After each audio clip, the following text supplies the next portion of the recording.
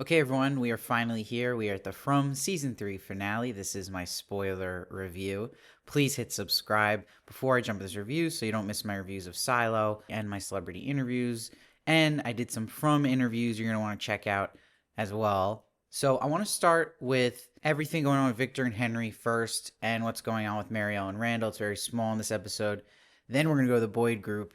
Then we'll go to the Matthews family, and then we'll go where they all merge right at the end for covering all the crazy stuff that happens there. So basically what happens with Randall here is he is so fed up now with these cicadas in his head, and he tries to make it stop with a defibrillator, and Mariel stops him, comforts him, and then Christy gets Mariel to finally admit she's not okay.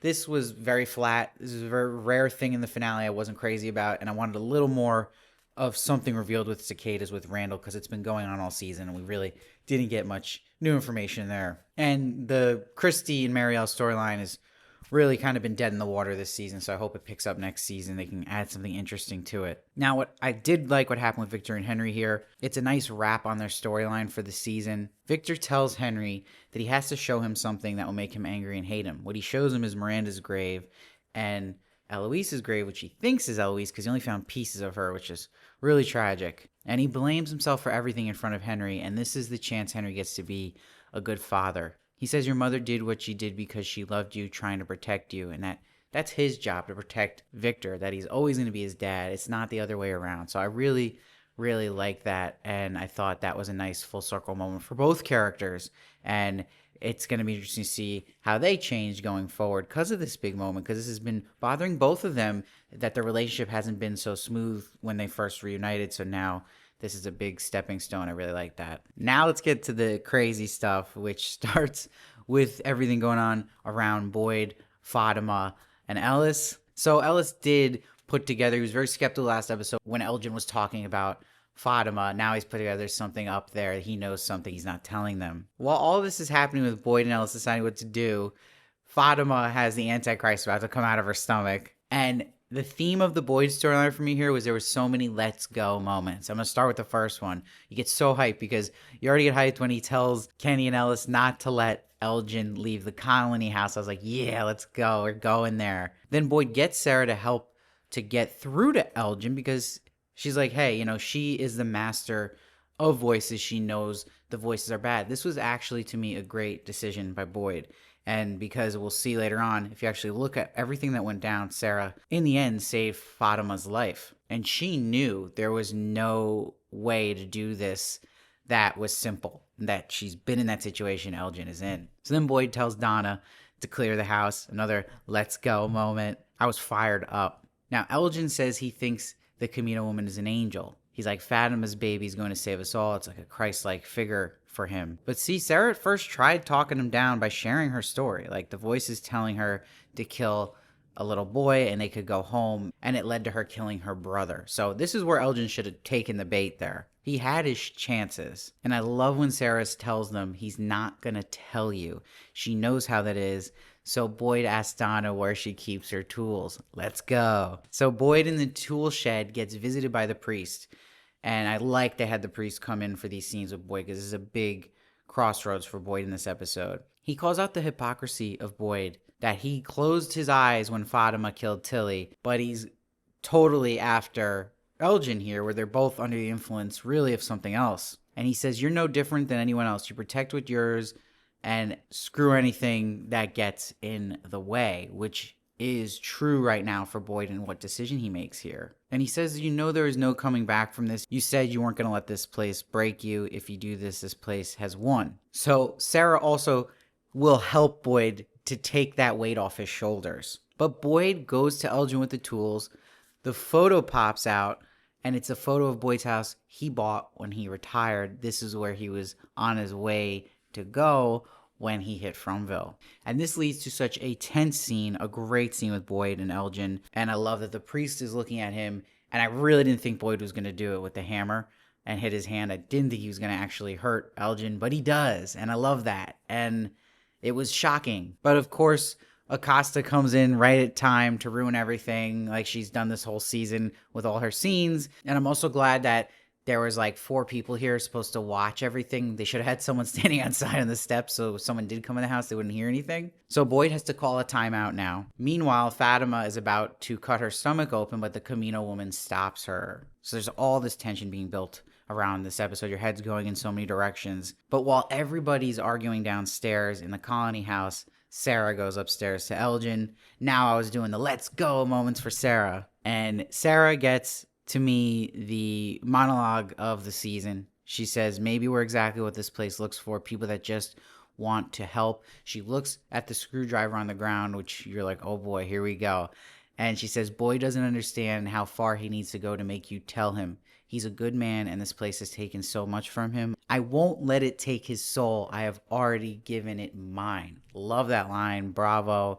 And brilliantly acted, too. And everybody runs upstairs when they hear the screaming of Elgin, and she took his eye out. And she says she's in the root cellar. That was just amazing. And I'm glad the show went there. It was like true horror, and it made sense for Sarah to be the one to do that. And yeah, she was helping Boyd out. She saved Fatima. It was wild. It was intense. But it's going to be interesting to see how Boyd next season handles what he did to Elgin, because it was very bad hitting him with a hammer, but he didn't have to go there like Sarah did, and how they're going to handle Sarah now. But I think they're both going to get a little bit of a grace, even though she did take Elgin's eye out, but he is the reason Fatima went through so much hell. So, and why Smiley's back. So very, very awesome, tense moments with everything going on with Boyd. Fatima, but we're stop with their storyline.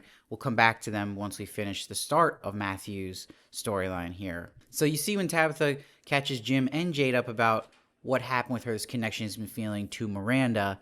She's just feeling it still as a connection, but the pieces are going to all start to fall in place here as the episode goes on. She also brings up the Smiley monster killed Miranda as well. So I thought that was interesting because it's just showing how important this Smiley character is and him being the one that was resurrected. I love to get an episode just about one of these creatures, and I think he would be the perfect character for that. Now Jade talks to Tabitha about thoughts, souls, memories, our energy might linger here. And this is really foreshadowing what's to come here. And this is now a big reveal for the show and what's actually going on. And that this place, that it's like a transfer of people's thoughts, souls, and memories from someone else. It never really goes away.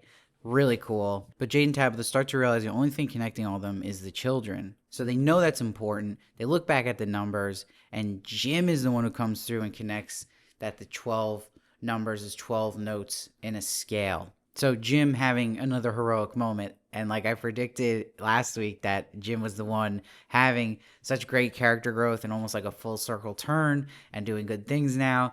He's totally set up to be killed, which we'll get to. But Jade finds the notes. He could hear the music. And Jim warns him, like, maybe this is a bad idea. Like, have we had anything good happen where you're hearing something from this place? And he's also saying, too, that Boyd had a bad experience with the music box. So they come to, like, a middle agreement where, like, let's not play that music here. Let's do it at the bottle tree. Now, before we go back to them, we see that Ethan is with Julie at the diner. And this is another exciting turn of events for this character of Julie, who's really just shot up the ranks here in really interesting characters in the show. Julie now explains to Ethan what really happened to her at the ruins. She thinks she might have actually gone back to the night where Victor and her mom were in the caves, like actually been there. And Ethan says she's a story walker, someone who can visit chapters of the story that already happened. And then she's excited about this, like, if this is real, this means I can change things, like save T and Chen, maybe even Thomas. But what's important is Ethan tells her she can visit but not change. No one can change a story once it's been told. So that's another big theme of the show.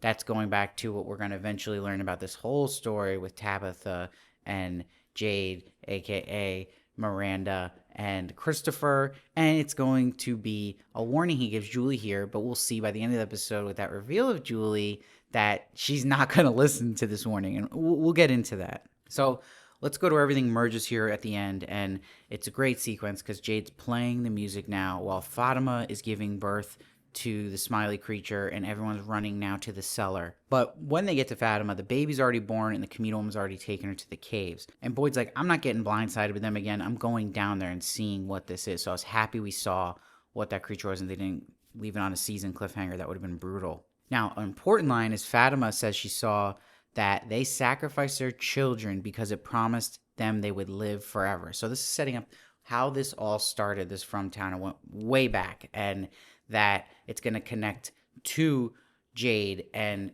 Tabitha in a minute, how one of their children were these children going to be sacrificed. That's why they wanted to save their daughter. And I believe that daughter was the Yankui kid that talks to Tabitha here at the tree. Then with the music and her being that close, it all clicks and they start remembering. And Jade says, we tried to save them because one of them, oh God, what he was going to say is one of them was ours. And he says, we used to sing them lullabies.